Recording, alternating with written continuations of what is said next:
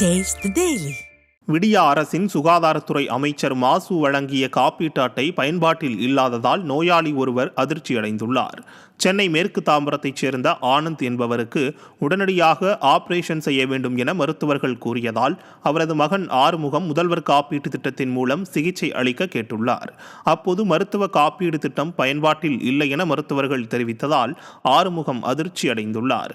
இந்த காப்பீடு திட்ட அட்டையை கடந்த வருடம் சுகாதாரத்துறை அமைச்சர் மாசுவிடமிருந்து பெற்றதாகவும் தற்போது பயன்பாட்டில் இல்லை என கூறுவது மனவேதனை அளிப்பதாகவும் அவர் தெரிவித்தார்.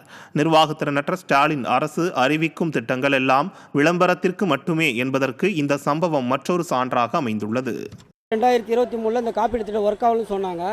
இந்த காப்பீடு திட்டம் ஒர்க் ஆகலன்னு சொன்னோன்னே நான் என்ன பண்ணேன், புதுசாக அப்ளை பண்ணேன். ரேலா ஹாஸ்பிட்டலில் மா சுப்பிரமணியம் மினிஸ்டே கொடுத்த அந்த இந்த கார்டு இப்போ இங்கே வந்த பிறகு நான் சொல்கிறாங்க மறுபடியும் இந்த கார்டு ஒர்க் ஆகலன்றாங்க. இப்போ இது கழுத்து ஆப்ரேஷன் பண்ண மாட்டேன்றாங்க. அங்கே எங்கேயும் அலைய விடுறாங்க.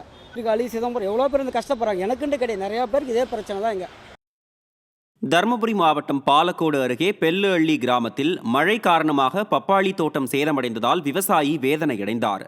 அக்கிராமத்தைச் சேர்ந்த பசுபதி என்பவர் 3 ஏக்கர் விவசாய நிலத்தில் சொட்டு நீர் பாசனம் மூலம் 2000 பப்பாளி செடிகளை பயிரிட்டு வளர்த்து வந்தார். இதுவரை 8 லட்சம் ரூபாய் செலவான நிலையில் அறுவடை நேரத்தில் ஆலங்கட்டி மழை பெய்ததால் பப்பாளி மரங்கள் வேரோடு சாய்ந்தும் 2ஆக உடைந்தும் சேதமடைந்தது. இந்த பாதிப்பிற்கு விடியா ஸ்டாலின் அரசு உரிய இழப்பீடு வழங்க வேண்டும் என அவர் கோரிக்கை விடுத்துள்ளார். இப்போ தான் அறுப்பு ஸ்டார்ட் ஆகிருக்கு. அதில் காற்று வந்தாலும் ஒடிச்சு, புயல் காற்றால் ஒடிச்சு எல்லாம் வீணாயிடுச்சு. இது வரைக்கும் அறுத்து போட்டதில் இது வரைக்கும் எந்த ரேட்டும் கிடைச்சதில்லை. கிட்டத்தட்ட ஒரு 8 லட்சம் ரூபாய் செலவு பண்ணியிருக்கோம்.